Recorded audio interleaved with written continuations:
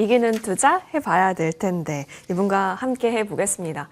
IBK 투자증권 분당 WM센터 함정남 차장 모시겠습니다. 차장님 어서 오십시오. 안녕하세요. 네. 많이 달리면 쉬기는 쉬어야 될 텐데 지금이 기회라면 그 기회가 어디가 더 큰가에 대한 논의는 사실 좀 어려울 수 있거든요.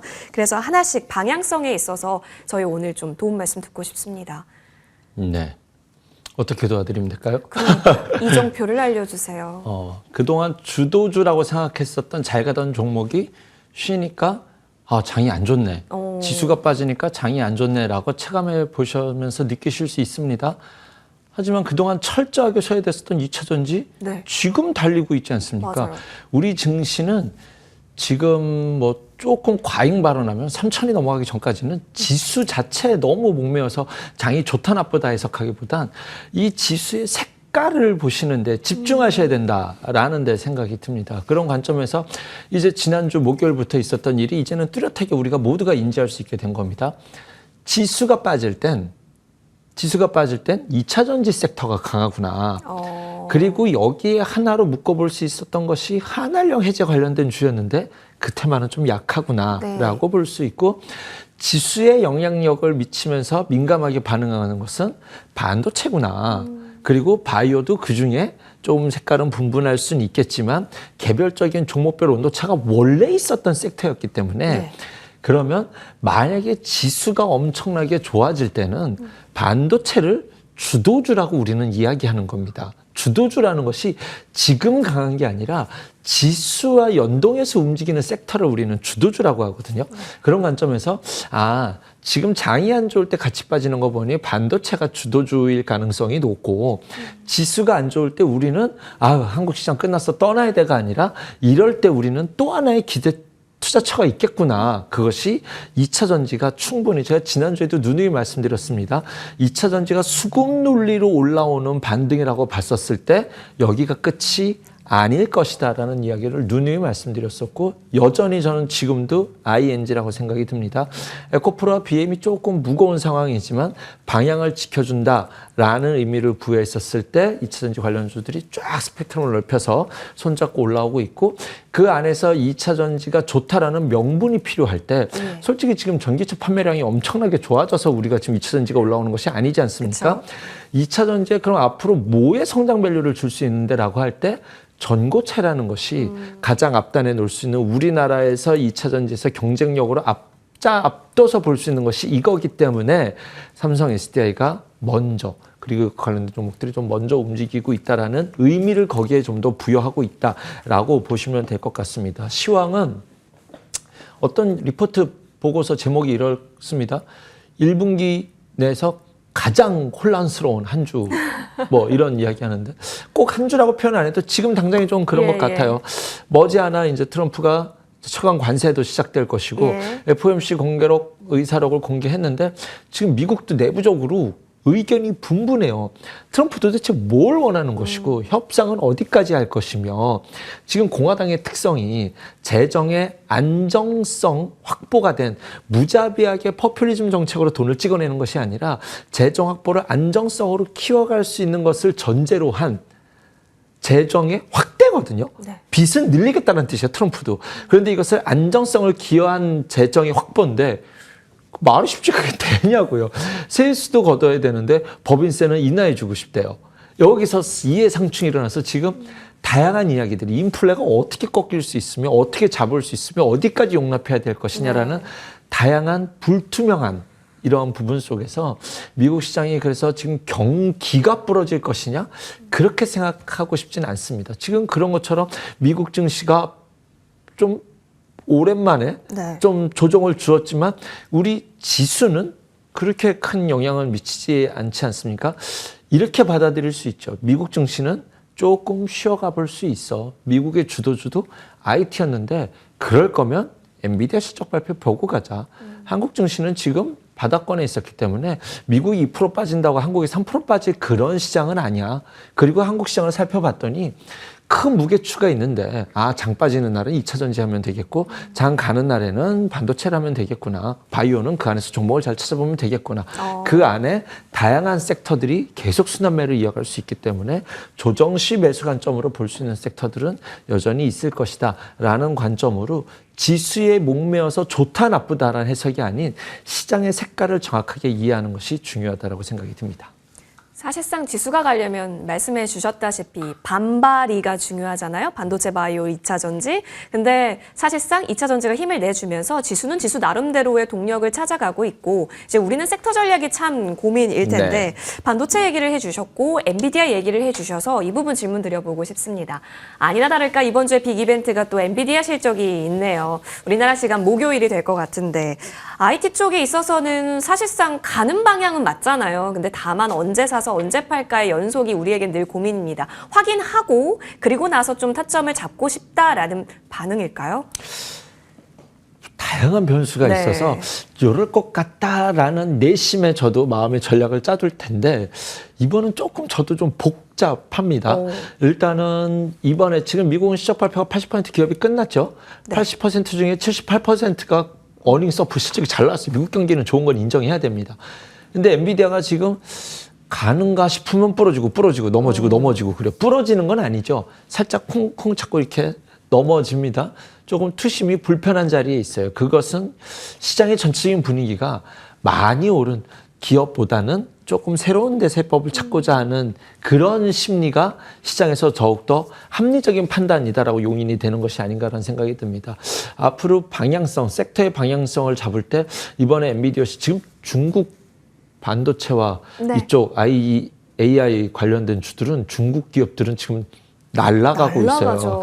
그래서 지금 그런 얘기 나오잖아요. 미국 돈 빼서 중국 가는 거 아니냐 이런 얘기까지 나오고 있는데 그러한 일들이 일어나고 있는 과정 속에서 엔비디아 이번에 실적의 의미는 블랙웰을 실적에 투영시키는 사실 첫 번째 실적 발표가 되지 않을까라는 생각이 들어요. 그것에 대해서 젠슨왕이 어떻게 평가하는지 뭐라고 말할 수 있는지가 중요하고 실질적으로 미국에서는 무조건 좋게만 말한다고 좋게 판단하지 않아요. 그리고 그 CEO로서 이번에 조금 안 좋더라도 앞으로는 어떻게 전략을 짤지도 중요하거든요. 그래서 앞으로 향후에 캐펙스 투자와 실적 가이던스 이것이 축소되느냐, 늘어날 수 있느냐라는 부분에 대해서 젠슨왕의 말이 거의 이제 주가를 좌지우지하게 되지 않을까라는 생각을 가져봅니다. 그래서 이것과 관련돼서 지금 이미 시장에서는 이번 실적 발표에 대해서는 조금 눈높이가 좀 낮아졌고 최근에 주가 흐름을 보면 좀 움츠러들어 있는 건 맞습니다. 하지만 이것과 관련돼서 앞으로 부정적인 이야기를 하게 된다면 일단 한 대 더 맞을 거는 염두에 두셔야 된다라고 생각이 들고 하지만 거기서 아닌데? 우리 실적 봐봐. 끄떡없잖아. 블랙웰 발열 문제 조금 있지만 그 계속 있었던 문제고 앞으로 보여줄 것도 우리는 엄청나게 많고 지금 수주받은 것도 탄탄해라고 한다면 다시 한번 빠르게 반도체로 옮기가 갈 수 있지 않을까라는 생각이 듭니다. 조금 이어서 말씀드리면 그러면 삼성전자는 이라는 퀘스천이 좀 듭니다. 최근에 삼성전자의 반등은 엔비디아랑 무관한 반등이었죠. 오히려 이렇게 생각할 수 있습니다. 딥시크라는 것이 출현하면서 시장에서 수많은 데이터 센터라든가 인공지능 칩에 대해 투자를 하는 기업들 입장에서는 꼭 엔비디아여야만 하는가라는 데 의구심이 가졌을 거 아니잖아요. 그래서 가성비 칩에 대한 새로운 눈돌림 안에서 삼성전자도 바닥을 다지는 논리로서 지금 이런 일들이 일어나고 있다라고 보거든요.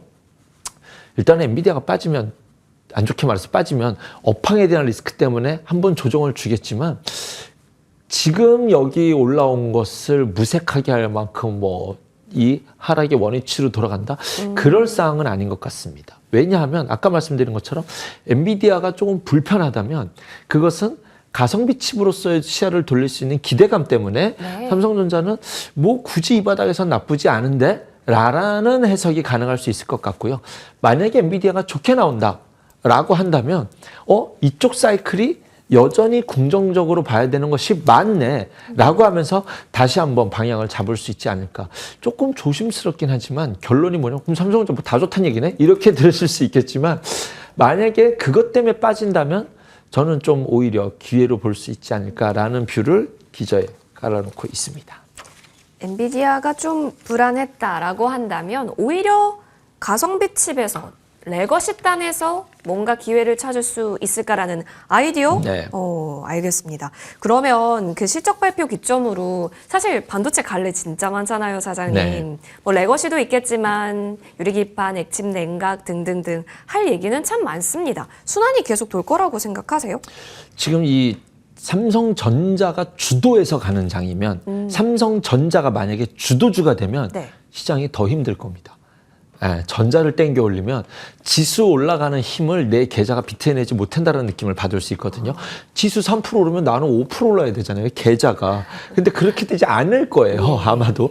그래서 오히려 좀 느린 발걸음 속에 있었을 때 이 이유로서는 반도체 내에서 전반적으로 지금까지는 막 순환매적으로 막 오늘은 얘가 오르고 내일은 얘가 오르고 막 이렇게 올라왔거든요. 지금 첫 번째 바닥 논리의 파동은. 하지만 이제 2차 파동은 그거보다는 조금 더 선별적으로 움직일 가능성이 있다라고 보여지는데요. 그 안에서 반도체를 잘 팔아먹을 수 있다. 지금 레거시 반도체에 대해서 긍정적인 이야기가 나고 있는 기저에 깔린 것은 네. 어떤 새로운 디바이스의 출현 늘 기저에 깔고 있기 때문에 네. 그걸로 본다는데 온디바이스 관련된 주들은 여전히 관심을 갖고 있다. 발열 문제에 관련된 종목들은 오늘 이제 불을 뿜었죠. 네. 뭐 여기가 끝은 아니라고 생각이 듭니다. 그리고 유리기판도 한국 고유의 매력을 갖고 있는 충분히 매력이 있는 섹터이기 때문에 조정은 매수의 기회로 봐야 된다. 뭐 그 안에서 뭐 대장은 당연히 필업티스고 네. 눈여겨보는 종목 중에서는 케이스텍이라는 종목이 눈에 들어온다. 뭐 요 정도로 말씀드리고 싶습니다.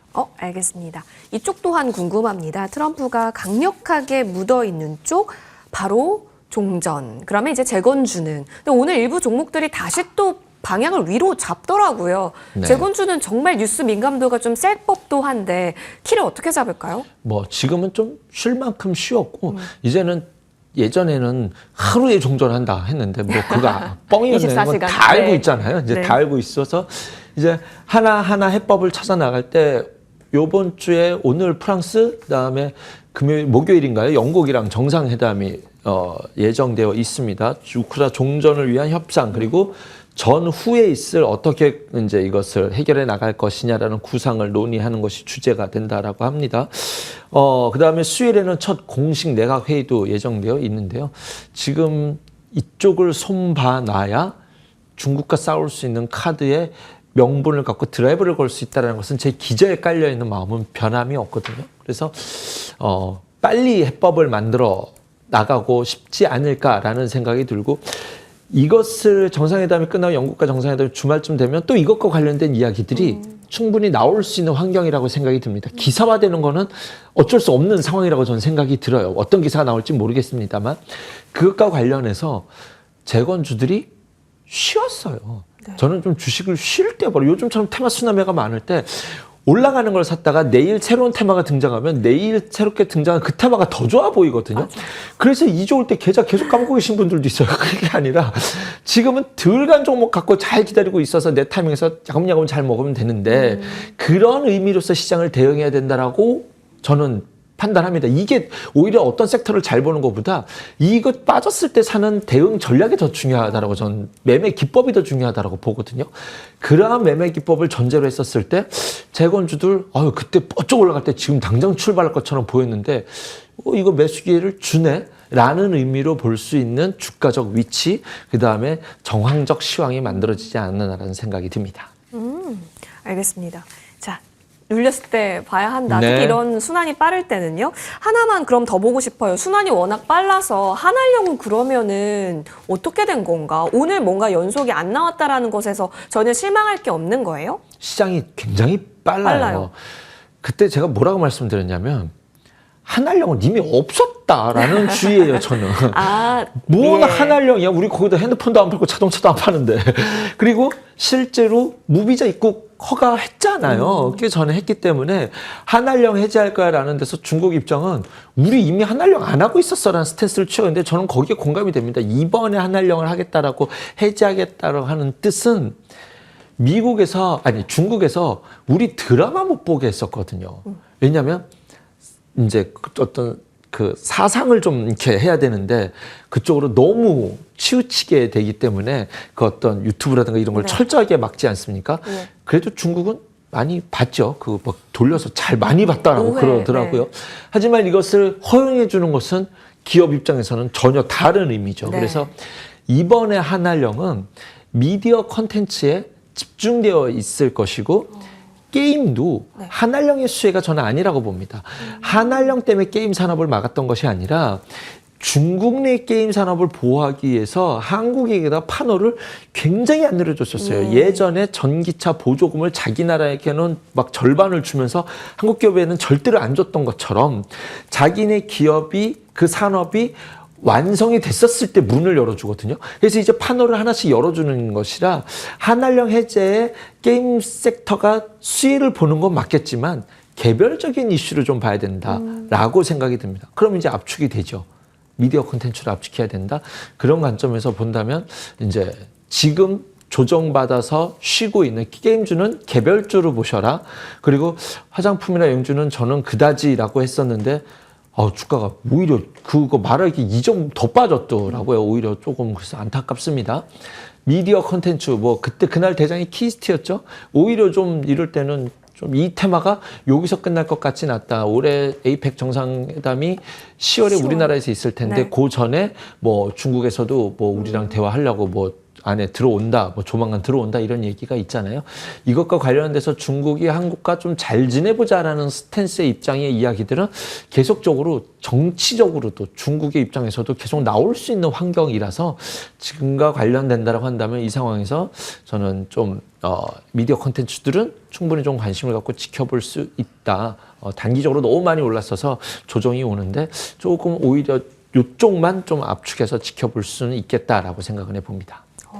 확실히 한알령 이슈가 거셌을 때 반응이 셌던 종목들 위주로 압축해서 계속해서 흐름을 보자. 이번 한알령의 키포인트는 미디어 컨텐츠가 될 수 있다라는 의견까지 주셨으니까요. 여러분도 압축 전략 잘 세워보시길 바라겠습니다. 지금까지 IBK 투자증권 함정난 차장님과 함께했고요. 이어지는 머니투데이 방송과 함께 내일장 승리 전략도 잘 챙겨가시죠. 저희는 여기서 물러납니다. 시청해주신 여러분 고맙습니다.